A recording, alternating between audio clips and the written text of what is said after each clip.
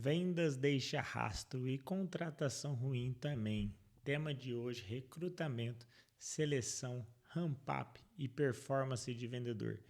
Se você sofre com isso, se já passou por uma situação como essa, você contrata um vendedor, dá 30, 60, 90 dias, tem 3 caminhos que pode acontecer. Primeiro, ele tem uma boa performance e pede para sair. Você vai ter que fazer esse processo tudo de novo. Segunda opção, ele não performa se você percebe que contratou errado e manda ele embora. Continua tendo que fazer esse processo tudo de novo. E a terceira opção, que é a pior e infelizmente é a que mais acontece, ele não performa, você percebe isso e não manda ele embora. Ele continua na sua empresa. Então, sabendo dessas dores comerciais, a Onic montou a OT, que é o Onic Talent, que faz a parte de recrutamento, seleção, onboard e ramp-up de vendedor, para acabar com essa dor comercial aqui.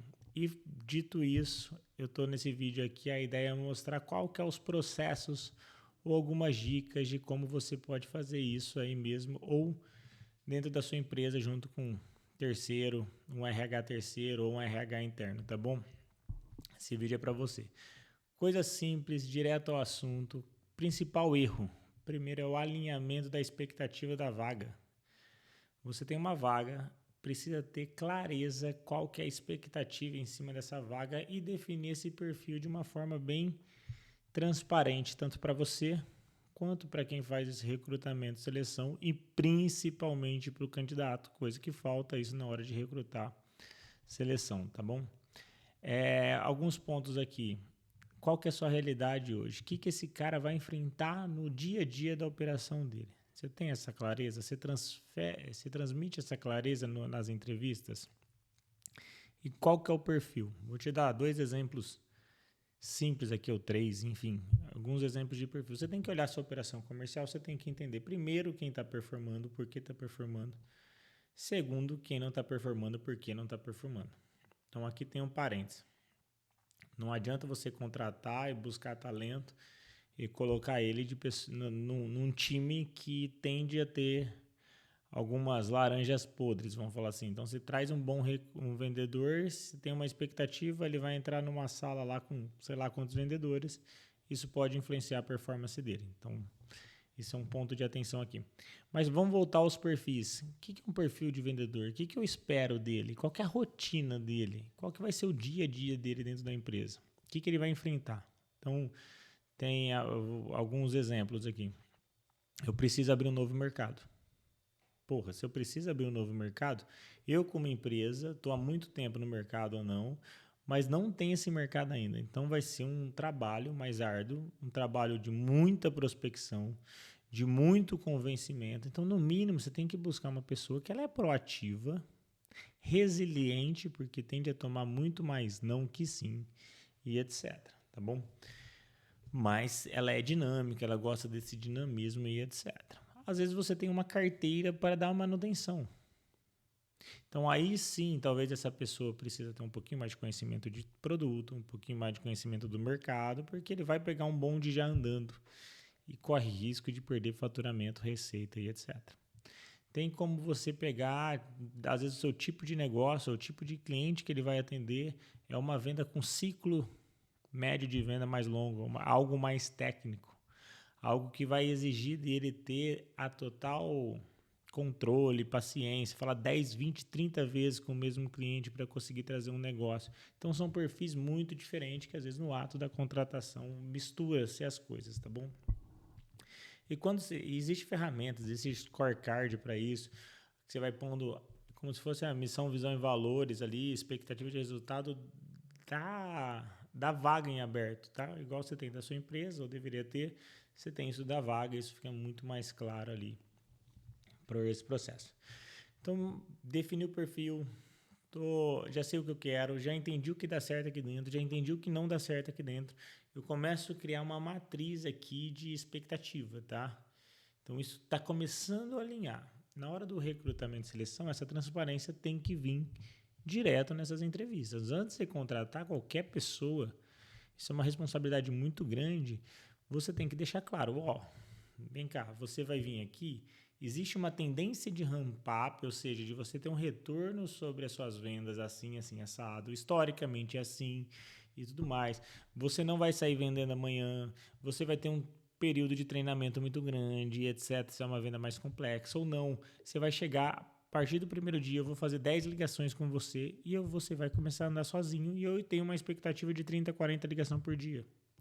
Você vai falar no telefone? Você vai ligar? Ou você vai ser o vendedor do WhatsApp? Porque às vezes você precisa do cara que liga, às vezes você precisa do cara do WhatsApp. Lembra do perfil e a. Lembra do perfil e a forma e a expectativa da função. Então é isso. Pô, ó, tem WhatsApp, você vai ter que responder 30 mil WhatsApp por dia. Você está preparado para isso? Não vai ter tempo para você ligar. Seja qual for o cenário, essa transparência aí tem que vir, tá? E aí o processo mais importante. Definiu o perfil, alinhou as expectativas da pessoa, você contratou uma pessoa e agora acabou tudo, deixa que ela vende. Não é assim. Agora que começa o jogo e agora que a maioria das pessoas erra, tá? Inclusive ali no nosso produto a gente faz um onboard e um acompanhamento nas primeiras 4 semanas, que é um período muito mais delicado ou um período que é onde você precisa dedicar muito mais atenção para que esse vendedor, essa vendedora nova que chegou vai performar, tá bom? Então, qual que é o ponto aqui que a gente precisa ter uma atenção? Existe um processo de onboard. Esse cara chegou, a mesa dele está pronta, o computador dele está pronto, o sistema está pronto, ele vai ficar caçando coisa. Ele está chegando no ambiente. Existe um plano de integração, um café da manhã junto, qualquer outra coisa. Gente, nós estamos lidando com pessoas. Pessoas gostam de ser bem tratadas, tá bom? E é o mínimo, não estou falando para você fazer um churrasco para ele, pode até fazer. Mas qual que é o ponto aqui? Ele tem que ter a mínima estrutura já preparada para ele trabalhar. Qual que é os clientes? Onde ele acessa os clientes, onde ele liga para os clientes, onde ele tira um pedido. Então, normalmente do onboard eu gosto de fazer em 2 etapas, tá? A gente geralmente faz uma etapa da porta para fora da empresa e da porta para dentro. Como que a gente divide isso? O que é da porta para fora? Começa a falar um pouquinho de concorrentes, começa a falar um pouquinho de tipos de cliente, de perfil de comprador, tudo que ele vai enfrentar da porta para fora, tá bom? Posicionamento da empresa, nós somos o mais barato, nós temos volume, ou nós somos o mais caro, temos qualidade. Qual que é o posicionamento ali da marcas que você trabalha e etc. E, gente, é o primeiro dia, primeira semana, primeiro período dele, não adianta entupir de coisa, mas dá uma visão macro para ele não ficar perdido, ele saber como que funcionam as coisas. E a segunda etapa é um processo de onboard mais do lado de dentro. Talvez todos os departamentos, tem um documento que a gente usava muito, que o nome é propício, ele falava assim, quem pode me ajudar? Então ele tem que ter um documentinho, um papel de pão, quem pode me ajudar no financeiro com limite de crédito? Quem pode me ajudar na logística? Quem que é os nomes dessas pessoas? Quem são essas pessoas? Faz uma integração rápida. E aí começa o processo de vendas real, que é o dia a dia dele.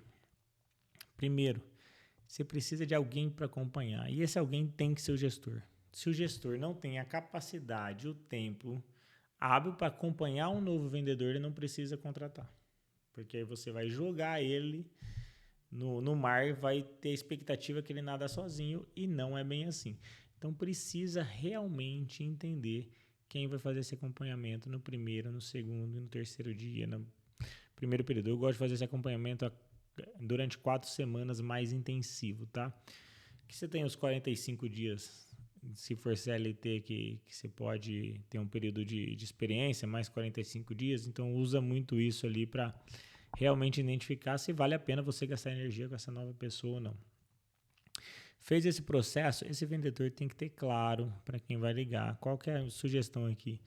Você, gestor, faz 10, 20 ligações. Você, gestor, chama um outro vendedor que você acredita que performa-se bem e tem a rotina que você gostaria para esse novo, põe do lado e fica meia hora vocês dois e pede para ele trabalhar e os dois assistem.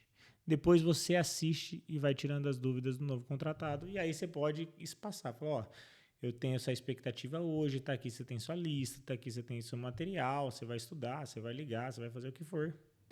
Amanhã faz todo dia um checkpoint ali de meia hora com ele, entende? E a cada final da semana, do ciclo, é interessante pegar e fazer um fechamento de semana. Quando a gente faz esse processo nas empresas, no final da quarta semana, a gente entrega um PDI, ou seja, tem a performance ali do vendedor, tem a performance do gestor / empresa, como que a empresa ali ajudou esse cara nesse período inicial sensível para a evolução dele, como que a empresa ajudou, como que ele se comportou e um plano de desenvolvimento, o que vai ser necessário, tanto para a empresa quanto para ele se desenvolver, e os dois buscam a mesma coisa, que é cada vez uma receita maior e, consequentemente, na área de vendas, isso está muito atrelado a resultado, um salário maior, uma recompensa maior. Tá bom? Então, esse é o processo, isso é simples, só que tem que ser feito, tem que gastar energia. Mesma coisa, você falar, eu quero vender para um cliente, o que você faz? Você liga para 100 clientes, 30 te atende, 5 te traz cotação e 1 você fecha. Pra você contratar vendedor, você vai ter que procurar 10, 20, 30, 50 vendedores. Para 10 ter o perfil que você acha interessante. Para você conseguir contratar um. E a hora que você acha esse um, faz esse acompanhamento de perto, porque senão vai ser tudo em vão, você vai ter que fazer de novo. Por isso que está uma rotatividade, um turnover muito alto de vendedor, e essa responsabilidade é de ambos. O cara que está entrando numa empresa, ele precisa trazer clareza do perfil dele e ele precisa fazer as perguntas certas para entender o que ele vai enfrentar lá dentro. E principalmente a empresa precisa trazer essa clareza, essa expectativa. Então, se isso te ajudou aí, curte, compartilha, dá sugestões aí de novos temas. Vou voltar aqui cada vez mais nesse canal, compartilhando experiência, coisas do dia a dia, coisas que realmente acontecem, coisas que eu já bati cabeça e hoje eu sei que é uma melhor forma, assim. Se eu descobrir a melhor forma do que o processo atual, eu venho e compartilho aqui com vocês, tá bom? Bons negócios para todo mundo.